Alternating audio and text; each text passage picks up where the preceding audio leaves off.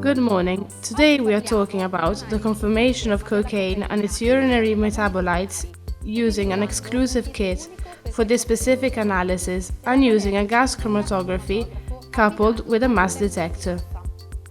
Cocaine is a substance of psychostimulating abuse, and it is an alkaloid that is obtained from cocoa leaves by extraction with calcium hydroxide or ammonia. Inside the body, cocaine is rapidly hydrolyzed into benzoliquidine. This metabolite is excreted in urine, and its determination proves the intake of cocaine by subjects who have used it. Screening methods measure, by means of anti-agent antibodies reaction, benzoliquidine. Since these methods can give false positives for the presence of foreign substances that may interfere with the anti-agent antibody reaction, confirmation analysis is always needed, particularly as screening tests have no medical legal value. So, if the screening analysis is positive with a cutoff of 300 nanograms per milliliter, the sample must be submitted for confirmation analysis using either gaseous or liquid chromatographic techniques, coupled with a mass detector. In addition, the confirmatory test allows the determination of the cocytolene metabolite. We now begin to show the method for determination cocaine and its metabolites in urinary matrix.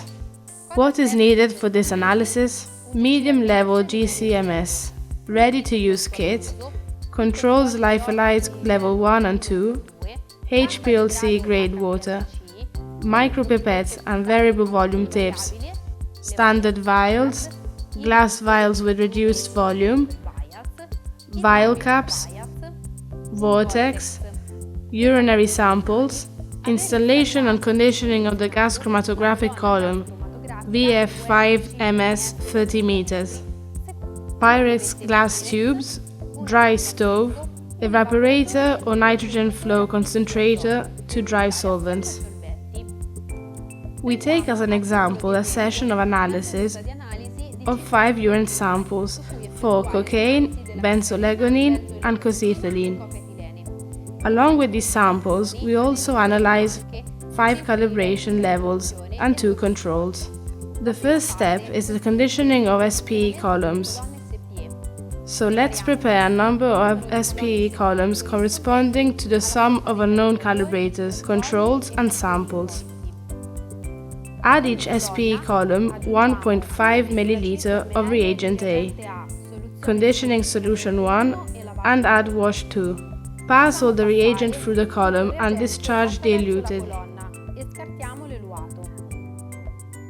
As in the previous step, to each column, add 2 ml of reagent B, conditioning solution 2. Pass all the reagent through the column and discharge dilute. Now let's proceed with the preparation of unknown calibrators, controls and samples.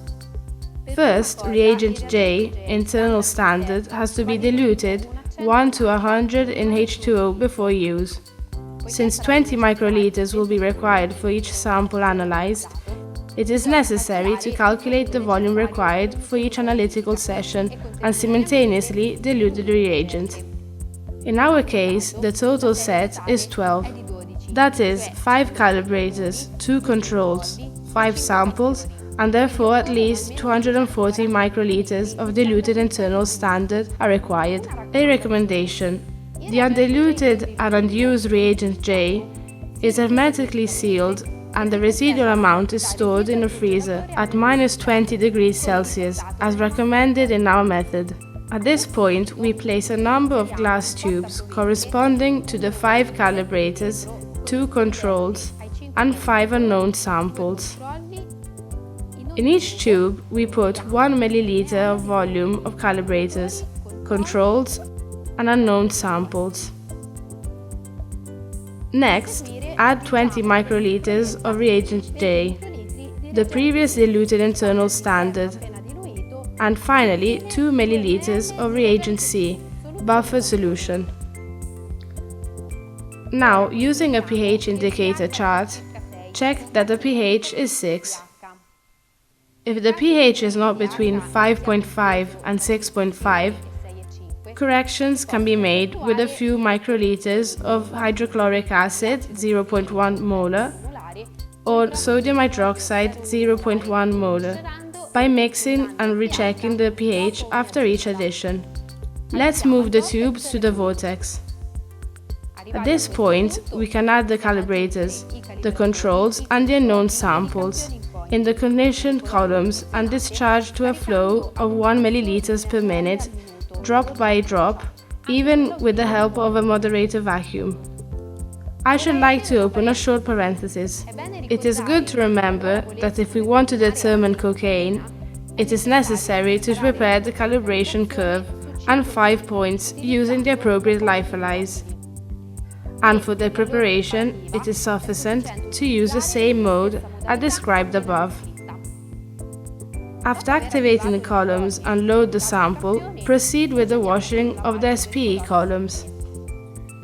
We wash each column by adding 2 ml of HPLC grade water, by flushing all the liquid in the column and discharging the elute.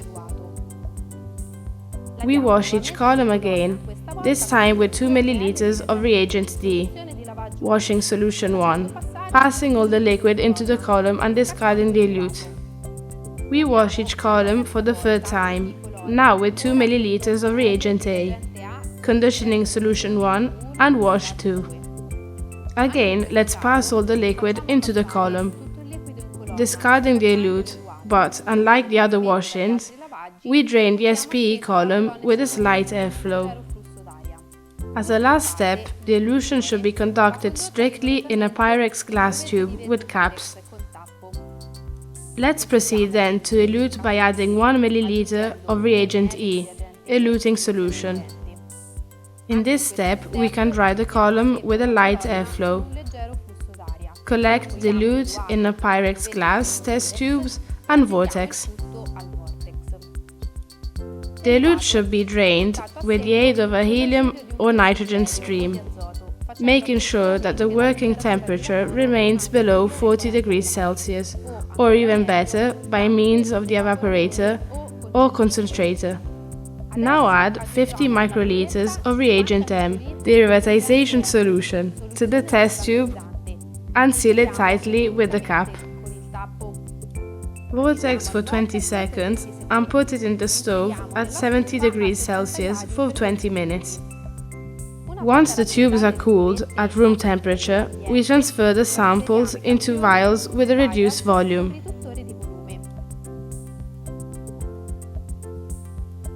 Meanwhile, we move to the gas chromatograph and activate the instrumental method, Eureka Kit Cocaine. The system sets itself to the correct flow and temperatures. The instrument on which we run these tests is a gas mass 4000, but keep in mind that the methodology can be applied to any gas mass model. Immediately after, we place the vials in the autosampler tray, and the capture starts automatically. Every 50 minutes, you will get a result and for our sequence of 5 samples, in addition to 5 calibration levels and 2 controls. In less than 3 hours of work, you will have all the results needed. This is a typical chromatogram where the cocaine peak comes out at 11.30 minutes, benzolecgonine at 11.70 minutes and cosyphyline at 11.16 minutes, and the peak of the internal standard is at 10.90 minutes. The time we took for this analysis is as follows: 60 minutes for chemical standard dilutions and sample preparation in vials, 20 minutes for derivatization, approximately 190 minutes to analyze all samples. Ultimately, the use of the Eureka Kit for cocaine analysis and its metabolites allows you to simplify and standardize analysis, provide appropriate reports, obtain sensitive and accurate results, optimize machine time, optimize work time, make full use of your instrumentation. In the coming days, we will send the method where you can see recovery of the method, inter-series CV and intra-series CV, quantification limit, the cutoff value of benzoylecgonine, cocaine and cosethylene is 100 nanograms per milliliter. Currently, the Eureka kit we've presented is the only ready-to-use kit for commercial use for dosing of cocaine and its urinary metabolites. Now, let's briefly summarize. In this video, we have highlighted the importance of determining the level of cocaine and its metabolites in urine for forensic toxicology. Consider the ease of use of the cocaine and metabolites kit. Shown the performance of the method in terms of speed of the analysis, reliability, linearity, accuracy, reproducibility. I recommend that you do not miss the next video. We will talk about another Eureka kit that might interest you. I hope to see you soon.